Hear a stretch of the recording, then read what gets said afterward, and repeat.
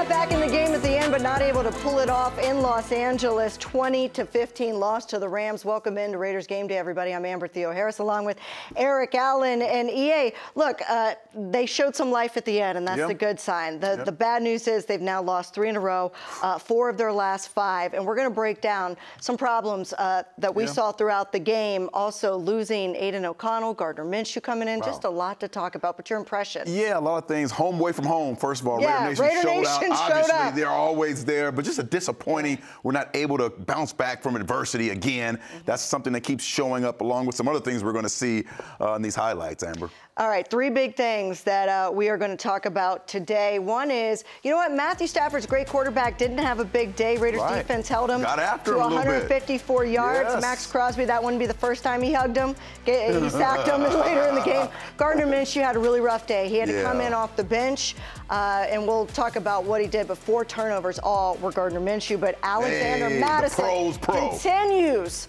to produce for this offense. Look at him battling. We're going to have a chance to talk to him today. He's making things happen. Just got to get in the end zone. Let's take a look at what happened. Sean McVay coming into this game with his Rams 1-4. You know he's going to have a lot of this stuff, Am. He's going to have some, motion going this way, throwback, quick throws. He's a big boy offense, that's for sure. There's Matthew Stafford to Tutu Atwell. 3 plays later, Raiders bring the blitz. Trayvon Merrick, that's right. This is football, right? This is football. We're bringing them after them. Okay, max out all blitz. Defense was looking good. Here's Aidan O'Connell to Alexander Madison, 10 yards. Next play, 2nd and 10. Aidan O'Connell goes to pass. It's intentional grounding because he throws it to nobody, but look what happened. Oh, man, unfortunate here. That's unfortunate. Yeah, we want to see Aidan have his day and have an opportunity to rally this team, but as you see there, holding the thumb a little bit there, and he thought the receiver was going to run a corner route. The receiver, curled up there, so not a good play at all. Still waiting for him to be evaluated. Here's the Rams' next possession.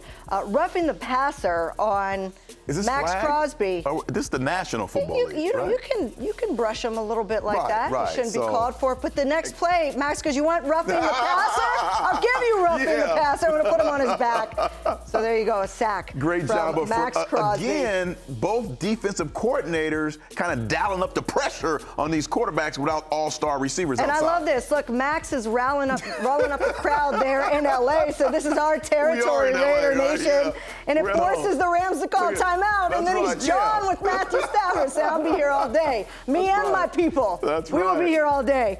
Minshew. And for Aidan O'Connell at quarterback there, 1st and 10. That's his career numbers, 63 touchdowns, 29 picks. All right, let's go. He's been in it. 1st and 10, Alexander Madison.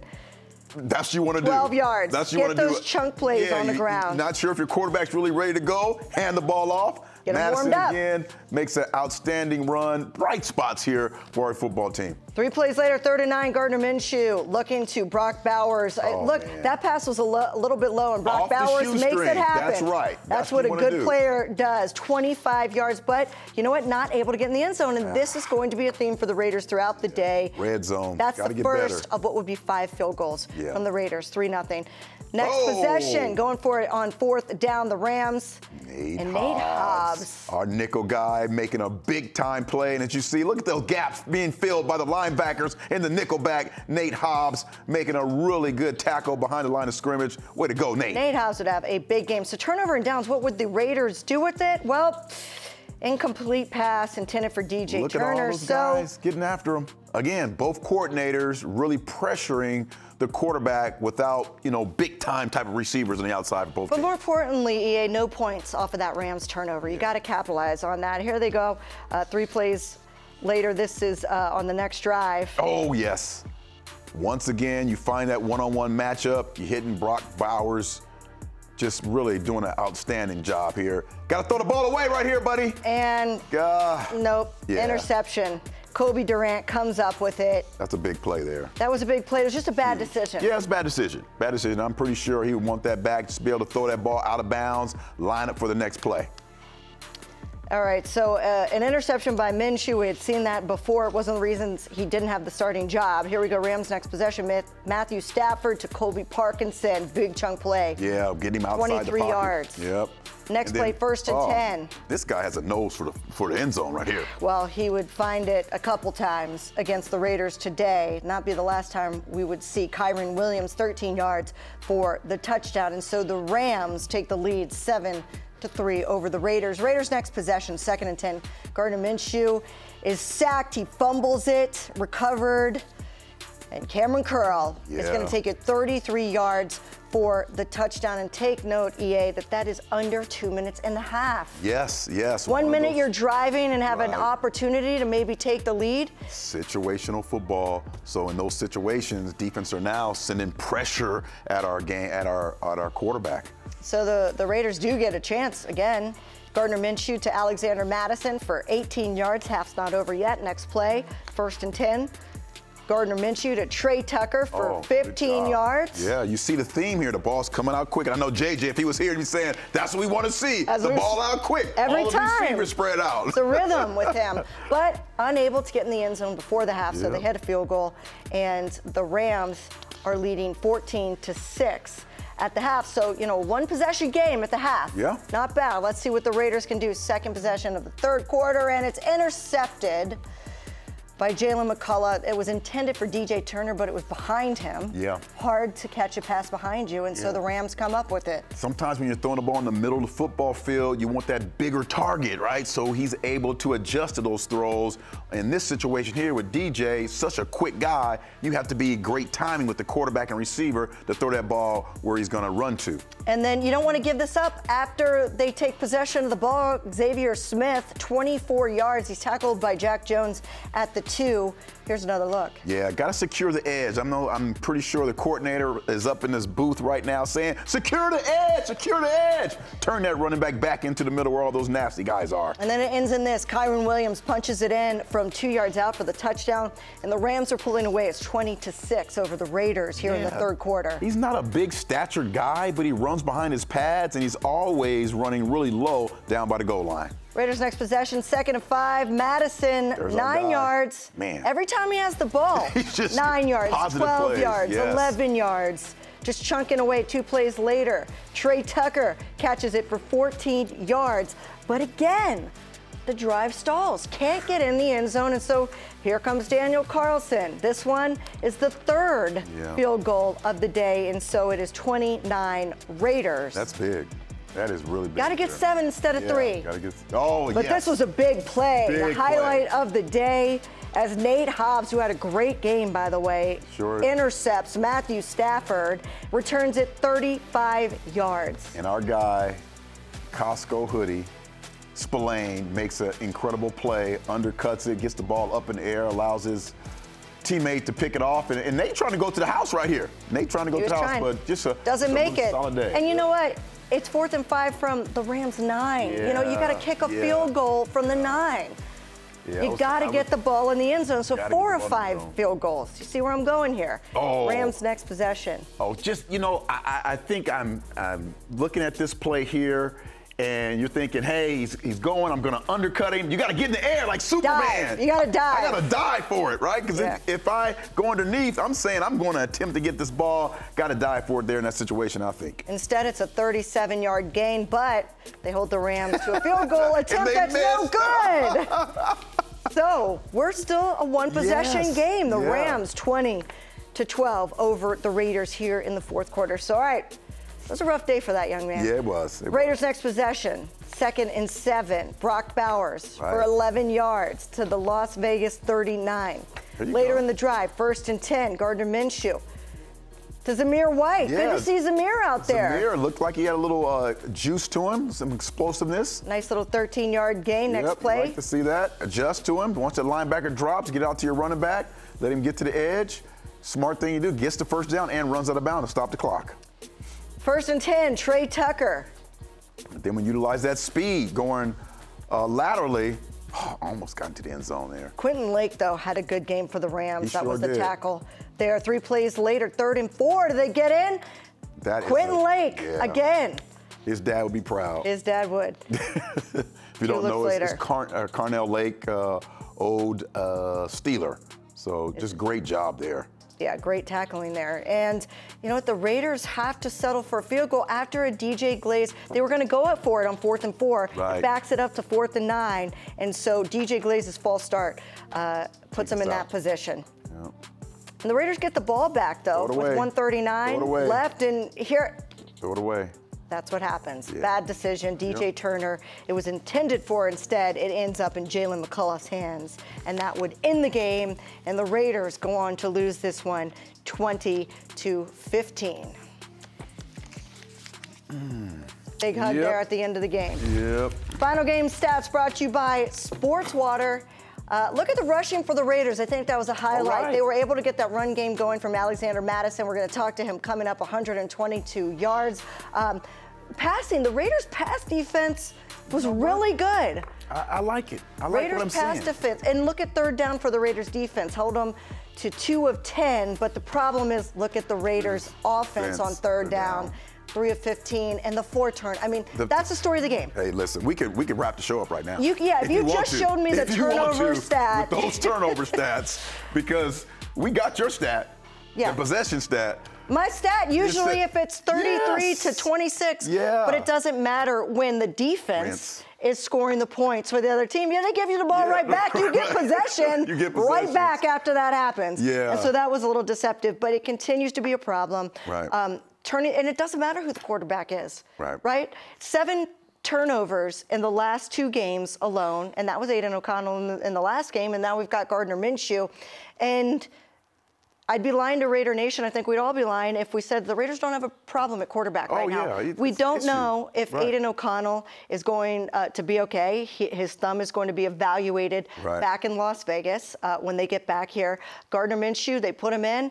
All 4 turnovers were credited to Gardner Minshew. 3 interceptions and a fumble. Granted, he wasn't expected to be the starter, but he didn't look ready. You have to prepare, though. You have to prepare like you're the starter, especially if you are the quarterback of this football team that's kind of been going up and down. You have to be ready, prepared to go. I think the 2 mental busts were just really bad situations. You have to throw the ball away. You understand how this football team needs to win. We have a very narrow margin here. We have to find a way to continue to fight for another day. So that means get outside the pocket. If you don't see anybody open, throw the football away. I thought those 2 decisions on those interceptions were critical, Amber. And then the thing that you continue to point up while we're watching the game, we're in a room watching the game. We're up and down with all the emotions, but when you can't score in the red zone, score touchdowns in the red zone, offer great opportunities, you're really going to hurt yourself. And I thought that was a key point that you continue to bring up throughout the day. Yeah, 7. I'm not good at math. We all know that. But I do know 7 is more than 3. And it adds up over time, especially in a 20-15 game. And the tough part is the 20 points came off of turnovers. So it was the Raiders' mistakes that led to the Rams scoring. That offense was not able to score. That wasn't an offense that if you hadn't put them in a good field position, they were going to start at like the 9 and just drive it all the way down the field. So the Raiders, again, continue to hurt themselves against a team that was 1-4 coming in. This was a winnable game, and unfortunately, the schedule gets very difficult after this with the Bengals and the Chiefs. And we'll break it all down for you, but one positive has been Alexander Madison. Man, he was supposed to be the 2 in the 1-2 punch. He's been the 1-1-1 punch. Just hitting him with the jabs. We're going to talk to him coming up next, right here on Raiders Game Day.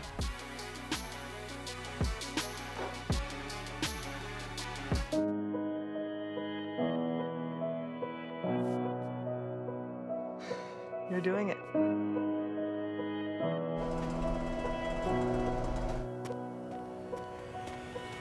You got this. Yes, this is great. You got this. You got this.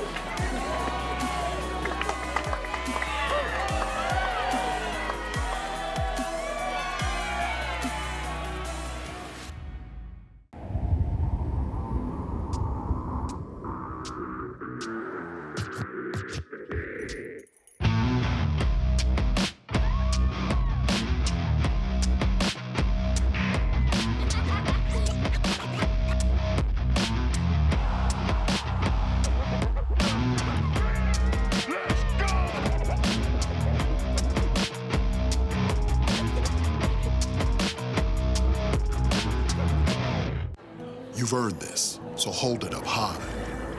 It's your job to stock the city, restaurants and rooftops, bars and basements. Every corner store. And when it gets tough, you stay driven. Give it all you got, going nonstop with 20 stops. Because at the end of the day, every single round is on you. You are a fighter, and this is your reward. Modelo, the mark of a fighter. Dude, you're looking ice cold. You look ice cold, bro. Guys, somebody's coming. Somebody's coming. Let's do it. There comes a day when I'll be the one you dream. It's gonna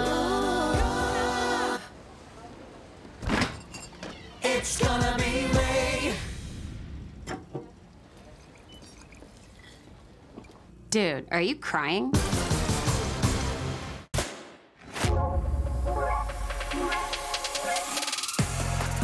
It's in our very nature to find exhilaration in the new, to seek the excitement of the unexpected, an endless yearning to experience what lies beyond the everyday.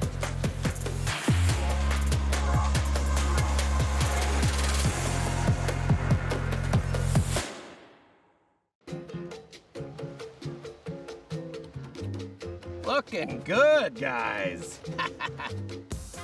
Thanks! Oh, hey, Pickle! Hi, Dad! I brought Mom's glasses from the hotel. Oh, great! She's in the ballroom, the big one! I'm coming up! Vacations are better with the credit gods on your side. Rewards once available to the few are now accessible to the many. Earn points for travel with Credit One Bank and live large. Raiders Game Day is brought to you by Allegiant, the official airline of the Raiders. Low fares, non-stop flights, only at Allegiant.com.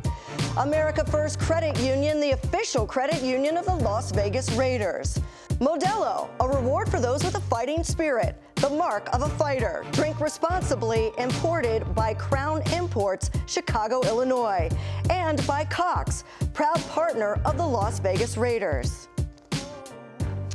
Raiders lose this one to the Rams 20-15, but Alexander Mattison continues to be productive in this offense, and he's nice enough to join us now from SoFi Stadium. Alexander, I know this is a tough loss, but for you, continuing to be productive, 92 yards on the day, over about 4 yards per carry. But how would you summarize this loss overall as a team?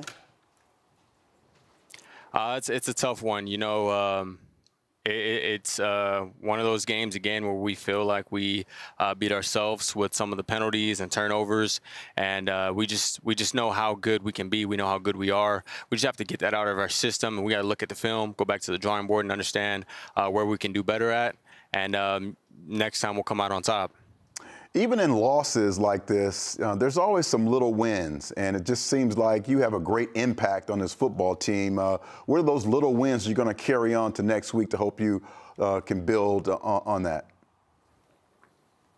Definitely, I mean, in the run game, as you saw, we were able to get it going and keep it going and have a productive run game. We're going to have to need that going forward, so we're going to have to lean on that even more, just making sure that we understand, you know, what we're capable of doing up front, that O-line, them giving it their all, us backs in the backfield giving it our all, and just trying to make sure that we play some complementary football when it comes down to the pass game as well.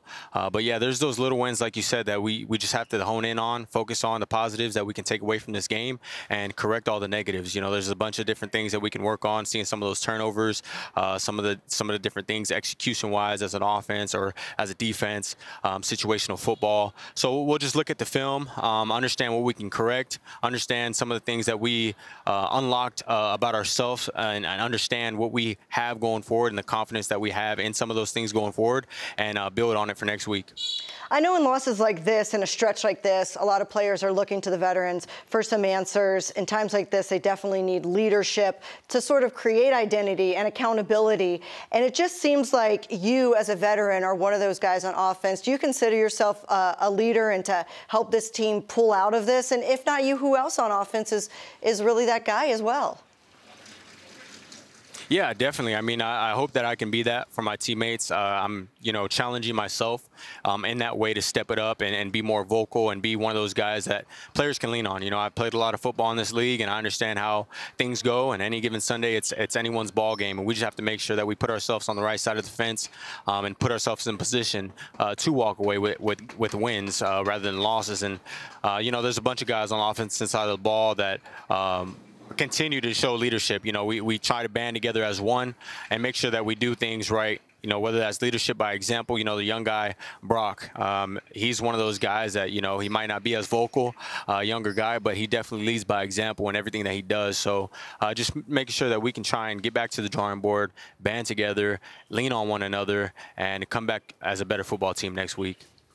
Alexander, how does your game change, if at all, when the quarterback changes? You go from, Aiden, and all of a sudden he's out, and then you have Gardner. How does your game change? Not too much. I mean, I understand the different quarterback play style when one of them's in versus the other, kind of just understanding tendencies, understanding, the way that they throw it or what they like to do in certain spots of the field. Those are some of the things that, as a player, you have to kind of tap into and learn yourself so that you don't have to really flinch when a sudden change in a situation like that happens where there's a quarterback change. So, I take pride in making sure that I know, if one of my O-linemen goes down and someone else comes in, I understand this guy, I understand how he plays, I understand, how he likes to block. And, everyone has different type of tendencies, different type of habits, and you just have to study that within your own team, and that way you don't miss a beat. When you look at the 15 points that the Raiders were able to score, that's off of 5 field goals. And then you have an opportunity and the inability to score on 1st and goal from the 4 at the very end of the game. Kind of take me through what do you think some of the frustrations and what's happening out there on offense, the inability to get in the end zone?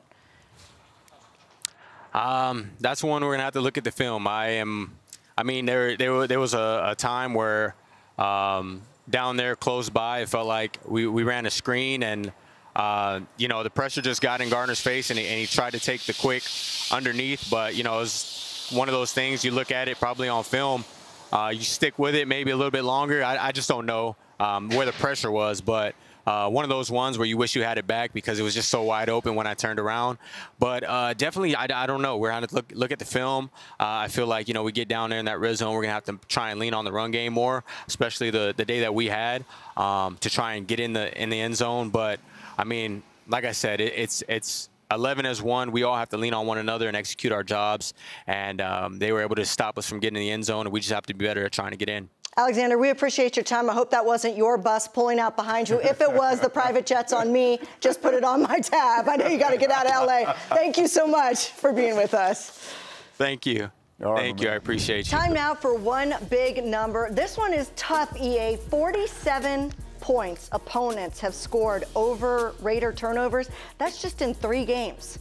Wow. 47 points. That shows you're not making them work for it. Man, you're giving them the ball on short fields, and then you're taxing your defense, and eventually the defense is going to break if they keep having to defend. When you give the ball at the 9, you give them the ball at the 30. Yes. That's going to happen. You know how much pressure that puts on everyone. So if you're giving that many points away offensively, you have to try and catch up. So it's going to press you. Your game plan is going to be a little different. So the situations that you think you're going to be in and be positive, it's all about coming back. And so now you're focused on being able to have those big strike plays. So you're going to have your quarterback susceptible to getting sacked more. Defensively, if you're giving away those numbers, you have to put more pressure on the quarterback and try and get the ball out. So those kind of things that you continue to point out are very, very important, very critical for this football team. We can't sustain that type of performance if we're going to get back to winning football. Yeah, right now, the Raiders are last in the NFL when it comes to turnover differential. Yeah. So they give the ball away much more than they take it away. Also, too, to your point about what you're saying, it kind of sets everything off once you force a turnover. It puts your offense, once you get back out on the field immediately, right? Yeah. They get right back on the field immediately.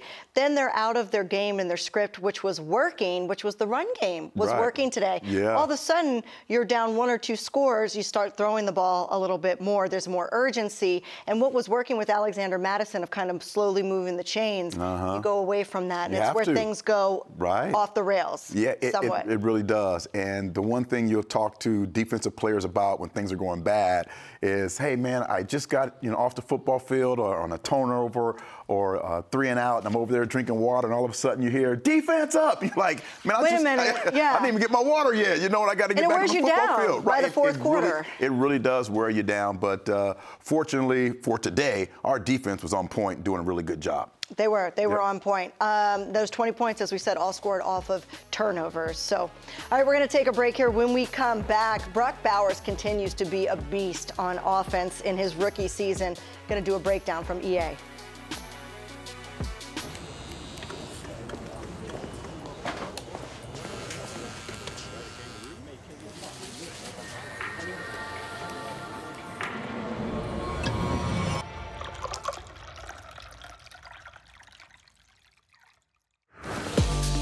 Taste is not an option. Taste is everything. 1800, the world's most awarded tequila. In 300 feet, turn left. With Cox's fiber-powered internet, you can do brilliant things. Exit approaching. Like upload your voice to Dad's GPS in no time flat. And I miss you, Daddy. Happy birthday. Get multi-gig download speeds powered by fiber. Upgrade your internet today with Cox, the nation's fastest internet provider. Limited availability in select areas. Hey Raider Nation, when you come to see the Raiders take the field at Allegiant Stadium, you should do it from the best seats in the house. So grab an ice cold Coors Light, and you can enter to win tickets for these Coors Light silver seats at Allegiant Stadium. With plush seating, state-of-the-art beverage coolers, and wireless phone chargers, there's no better place to watch your Raiders bring home the win. Celebrate responsibly.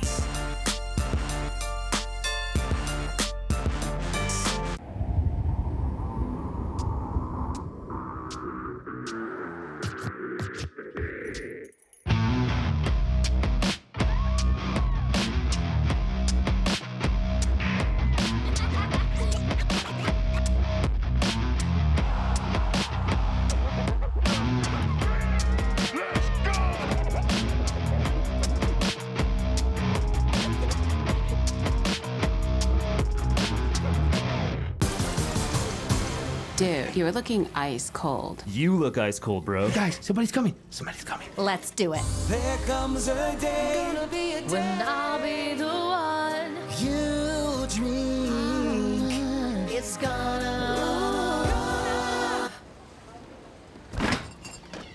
gonna be me. Dude, are you crying? Every year, millions fly with us at Allegiant because together, we go places. We see old friends and try new things. We laugh.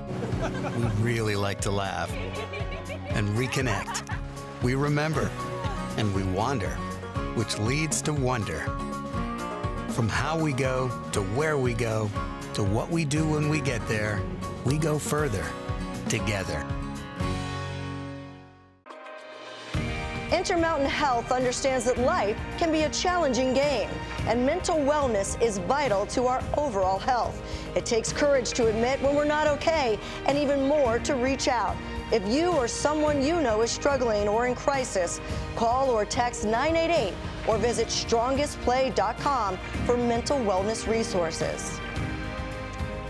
Welcome back to Raiders Game Day. There has been one bright spot on the Raiders offense, and it kind of makes us think back to that draft day when Tom Telesco selected a tight end in the first round, and we were all scratching our heads.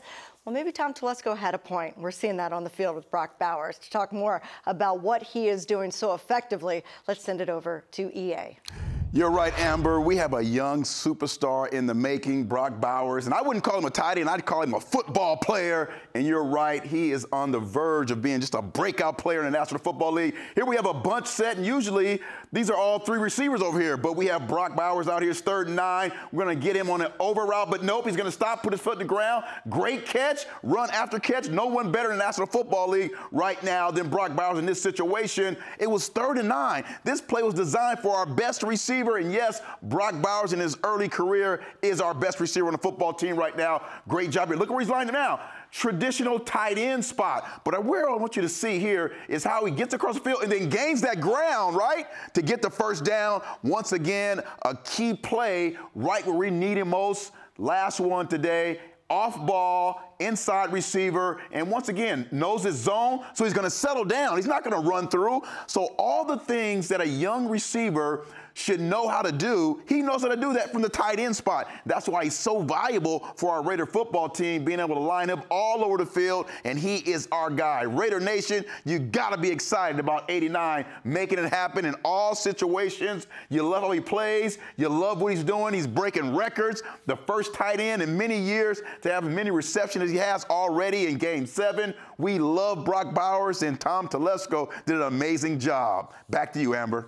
Definitely going to be a major building piece for this franchise going forward because he's having one of the best rookie seasons we have seen by not just a tight end, as you said, by football players over the past couple of years. In the last 10 seasons, he has the 3rd most amount of receptions by a rookie. Puka Nacua, of course, last year had that amazing season. Yep. And then Saquon Barkley was catching those passes out of the backfield when he came up with the Giants back in 2018. And the hope is, and what's even more impressive about Brock Bowers is that there was no Jacoby Myers. Devontae Adams just got traded. There's no Michael Mayer out there. He is having this kind of production without anybody out there to kind of protect him or spread the ball around. The teams know it's going to him. Right. He had 14 targets today. The ball was coming to him. Caught it 10 times, had 93 yards. But as we go forward, if you're a defensive coordinator, I mean, are we going to start? We're going to see safeties, corners. We're going to see everybody, linebackers dropping back. Everybody is going to be assigned to him, and it's going to be a little bit more difficult. But gosh, you feel like he's just going to succeed through all of that. I do, because of the amount of where he's lined up. You know, we can line him up a normal tight end spot. We can line him up in the trips. We can line him up outside. There's just so many factors that we can line him up, and he's able to accept all that as a young football player is what's exciting to me. And being able to have him all over the football field. You see this here, great route runner, understands where he is on the football field. He has a sense of the spacing, which is really important as a young player. Look at this here. Understand zone man. You sit right there in zone. You don't run through. You turn around. You give your numbers to the quarterback so he's able to kind of focus and find you. All those little details we expect a veteran to understand. He knows this already. He's lined up at the running back spot, traditional tight end spot, outside bunch, inside bunch. I mean, he's lined up all over the football field.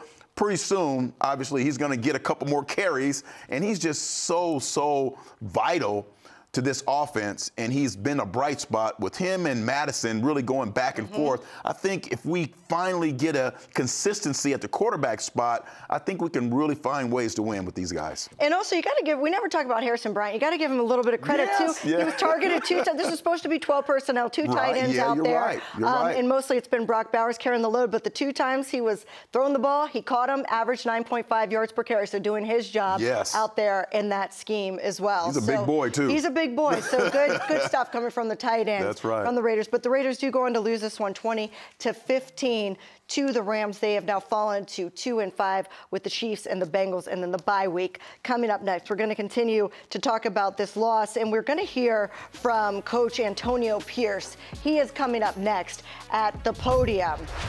There he is. Let's hear what he has to say next. Raiders lose this one to the Los Angeles Rams 20-15.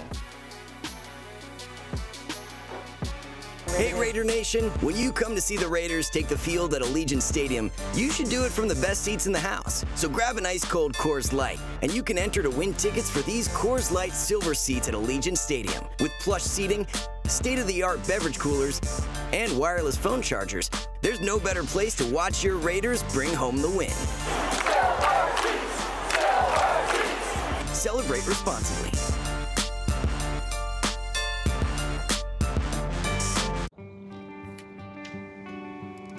In 300 feet, turn left. With Cox's fiber-powered internet, you can do brilliant things. Exit approaching. Like upload your voice to Dad's GPS in no time flat. And I miss you, Daddy. Happy birthday. Get multi-gig download speeds powered by fiber. Upgrade your internet today with Cox, the nation's fastest internet provider. Limited availability in select areas.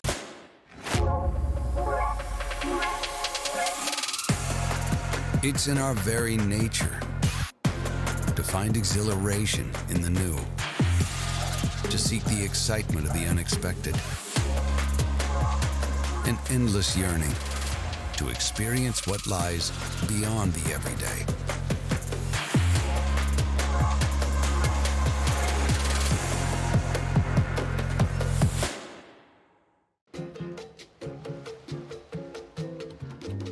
Looking good, guys. Thanks. Oh, hey, Pickle.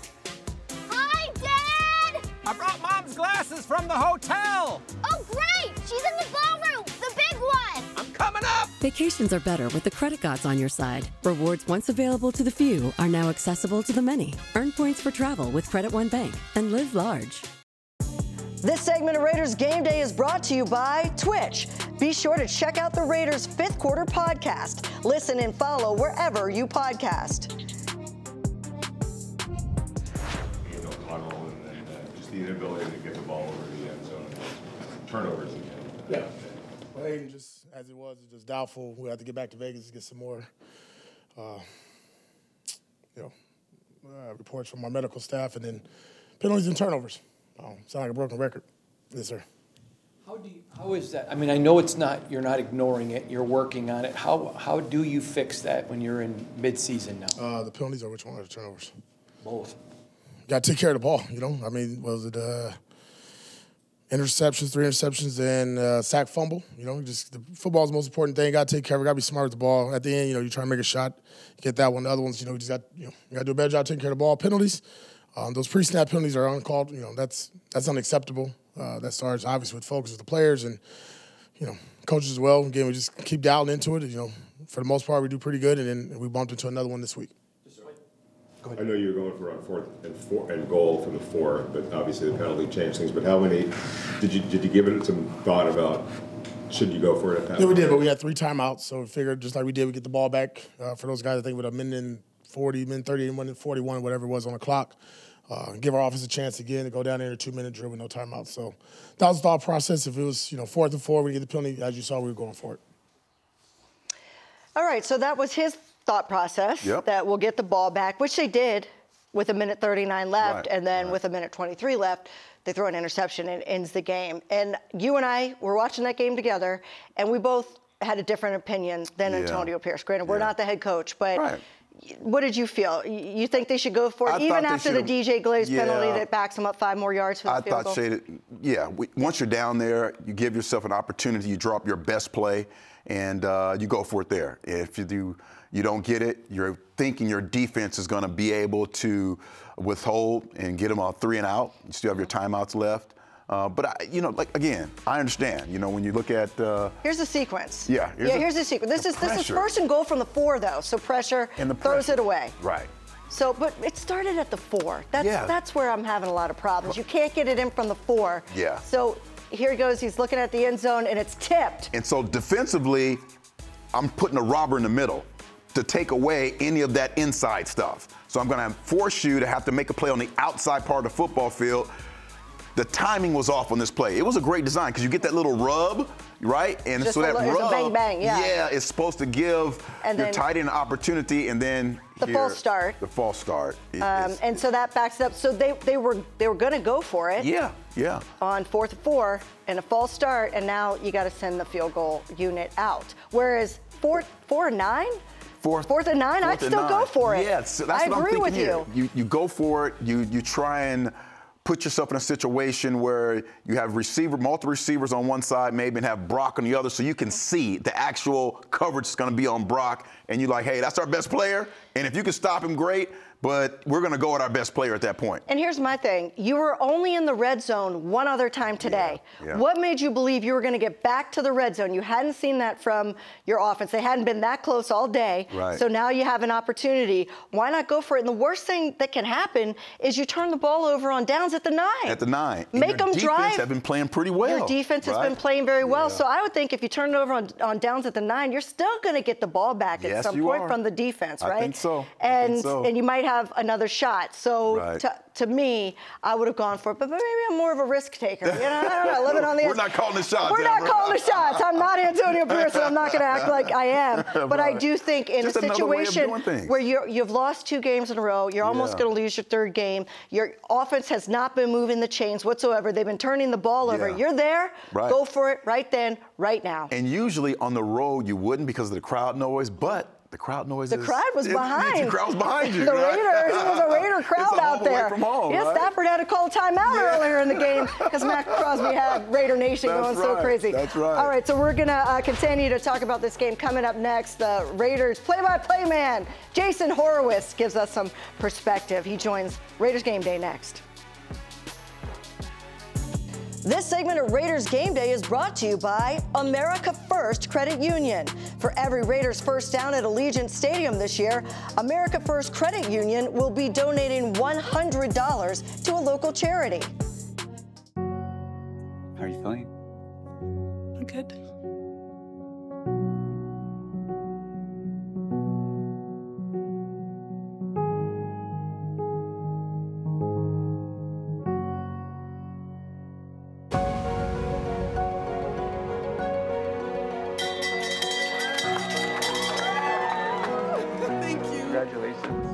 Thank you so much.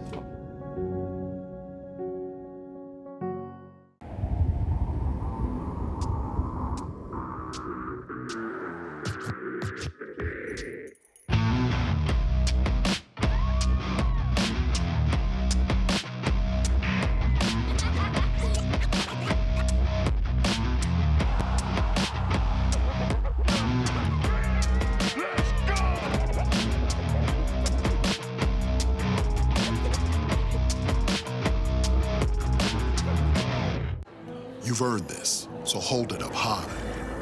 It's your job to stock the city, restaurants and rooftops, bars and basements. Every corner store. And when it gets tough, you stay driven. Give it all you got, going nonstop for 20 stops. Because at the end of the day, every single round is on you. You are a fighter, and this is your reward. Modelo, the mark of a fighter.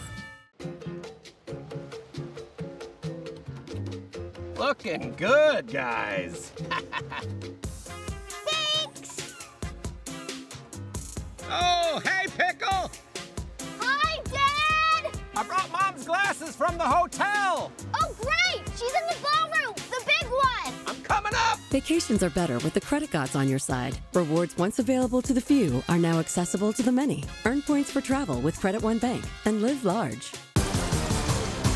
Dude, you were looking ice cold. You look ice cold, bro. Guys, somebody's coming. Somebody's coming. Let's do it. There comes a day, when I'll be the one you dream. It's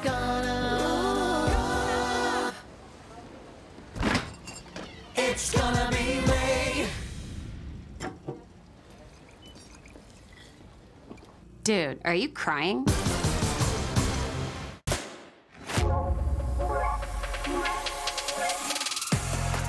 It's in our very nature to find exhilaration in the new, to seek the excitement of the unexpected,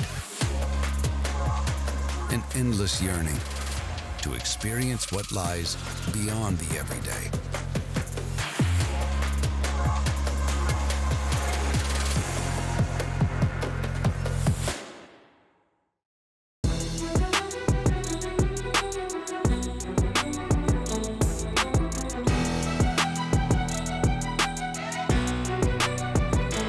So the Raiders leave SoFi Stadium at 2-5 with the loss to the Rams. To break this all down for us, let's bring in Jason Horowitz, who was calling the game on Raider Nation Radio. And Jason, We don't love having you on the show because usually it's to offer perspective of a loss. But here the Raiders are. I think the good news is they showed some signs in that last drive, but once again, unable to execute. And I think there's bigger problems. What is your assessment of what you saw today?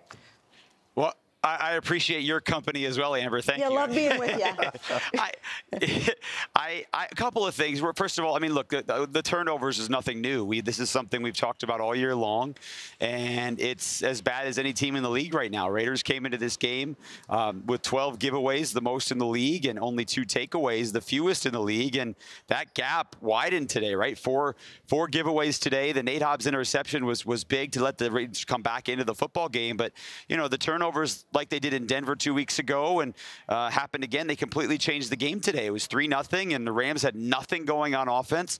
Then you get a really bad interception, and, you know, Rams score a touchdown, and then the fumble recovery returned for a touchdown, and all of a sudden they're chasing the rest of the game. So that's something that I don't know if they can clean up, because clearly it's not necessarily all on the quarterbacks here, because let's face it, whether it was Aiden O'Connell the first 2 series before he hurt his thumb or Gardner Minshew the rest of the game, they didn't have any time to throw the football, you know, and I don't know what the actual next-gen analytics and things of that are going to look like, but my guess is it was less than 2 seconds on most snaps today. It was tough.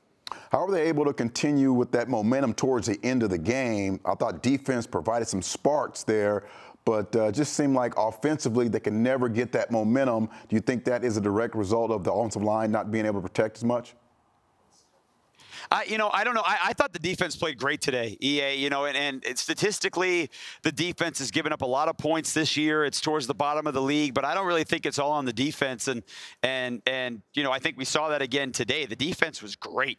You know, they until the last, I don't know, couple of drives, I think the Rams had like 180 yards, 190 yards. So I think they were in this game and they had that momentum because of how the defense played. But look, you know, it's until the offensive line is able to figure out its camaraderie here and really try to not only create some holes, but protect a little bit. I don't know how much better it's going to be, and I'm not really sure what else they can do. And also some penalties on the offensive line that were costly at times. You have to give credit to Alexander Mattison, though. I mean, this man continues to be able to run the football, almost had 100 yards with the offensive line struggling, as you were saying, and the offense struggling. Well, I mean, look, you go back to when Antonio Pierce said a few weeks ago that he had earned more carries, and that hasn't stopped. I mean, the man is a nonstop motor. He has been fantastic addition to this offense. But remember, when Alexander Mattison was added to this offense, you thought it was going to be an offense that had Devontae Adams, that had Jacoby Myers, that had Brock Bowers, you know, and then he and Zamir White, whoever was going to get the carries and all of those things. So you thought he was one of the pieces. But because of, you know, the Devontae injury, the trade request, and then this week the trade, and then the injury to Jacoby Myers, it's really been, you know, Brock Bowers, and it's been Alexander Mattison, and there just hasn't really been anything else. And so, you know, hopefully Jacoby's able to come back next week and you get another part. But it's definitely been awesome to watch Mattison carry the load, because his motor is nonstop. Today he made some great, what looked like 3 or 4 yard runs into like 11, 12 yard runs, but they don't have the chunk plays that they really need to have. Yeah, what are you seeing with Brock? I mean, Brock seems like, man, he is the focal point offensively, but he kind of goes missing at certain points of the game. What was your take on that? Yeah, so he had, what, 6 catches, I think, in the first half.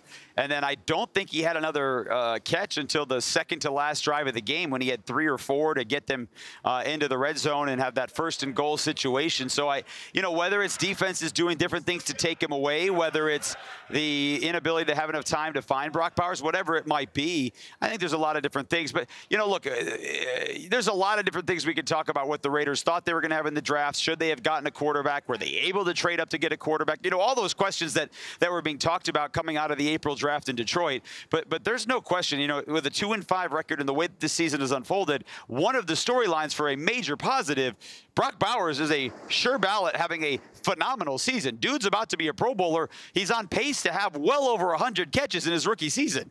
It's pretty unbelievable. That would be nice to see. Rookie Offensive Player of the Year. We're not there yet, but just a nice bright light to maybe look forward to. Jason, you mentioned the defense, and it's hard to have perspective when you look at the numbers, but the defense right now, they keep getting, I mean, they keep having to go out there on short yardage, right, because of turnovers. There's been 48 points scored off of turnovers in the last 3 games. So I want you to kind of reiterate what you're saying. I mean, the defense, if you keep putting your defense in that position, it's pretty difficult to defend. Yeah. Well, think about the self-inflicted things the last 3 games during this 3-game losing streak, right? We talked about the 100-yard pick 6 against Denver. Raiders looked like they were about to go up 17-3. Instead, it's 10-10, and all the momentum goes the other way. They had 10 penalties in that game. Last week, it wasn't a high penalty volume, but you think about what happened with those 4 penalties, right? There was an interception wiped off the board with a roughing the passer. There was a 3rd down and 18 stop wiped off the board with a roughing the passer. Both of those Pittsburgh drives wound up as touchdowns. And then on the other side, there was a Raiders touchdown that was wiped off the board because of a penalty. So you had those mistakes last week that, you have a 19-point loss, but really could have been a Raiders win. So you've got that last week. And then today, 4 turnovers, 1 of them taken back for a touchdown. You've got the 10 penalties again this week. So those 2 things combined, it's hard to win in this league, period. It's hard to win when you're down as many players that they are. It's hard to win when you're missing all the skill players. And then you add those things on top, it's almost impossible to win. Good perspective from Jason Horowitz. Hey, Jason, we'll see you back here, and safe travels back. Hopefully the Raiders are able to bounce back after this tough loss in L.A. Thanks, Amber. Thanks, EA. And there seems to be a problem with the second quarter. It seems like the Raiders play pretty good first quarters, come out, and Antonio Pierce spoke about this week. Going into the half, they seem to lose momentum with under 2 minutes to go. It seems like the wheels fall off, the track somewhere in the second quarter. But you say to yourself, you know what? If they could just hold right here, we'll be good going into that. But here's what's been happening with under 2 minutes to go the last 3 games. Against the Broncos, the Raiders punted with 27 seconds left. And then in 27 seconds, Denver goes down the field and scores a field goal. So instead of it being a tied game at the half, Denver has a 13-10 lead. Then against the Steelers, the Raiders, they lose the fumble that leads to a Justin Fields touchdown.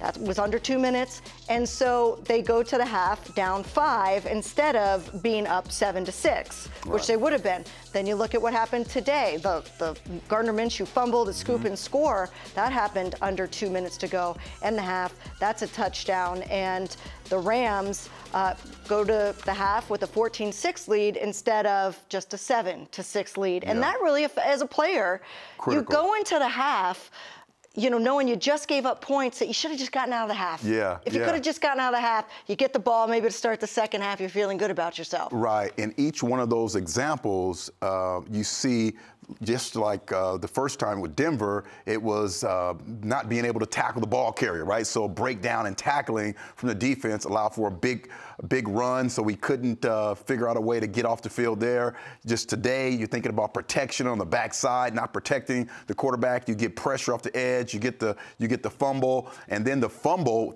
our rookie's first carry, he's running the football, and Watt's there, just kind of punched the ball out. So all those situations come back to critical ball security, right? And that's what it's about, ball security. And you see those skins continue to pop up when you have errors, either protecting the football, protecting the quarterback, or being loose with the football when you're running the ball. So again, it all goes back to protecting the football and being able to, as you say, score in the red zone. Score 7, not 3. Got to score in the red zone. Got to score in the red zone. I'm sitting here. I don't even have time to read it. I had one of our producers make a list of penalties. A list of penalties over the last 3 games that were crucial penalties. There's 1, 2, 3, 4. There's 6 that negated touchdowns, that negated a missed field goal by the other team, put them a little bit closer, let them have a field goal.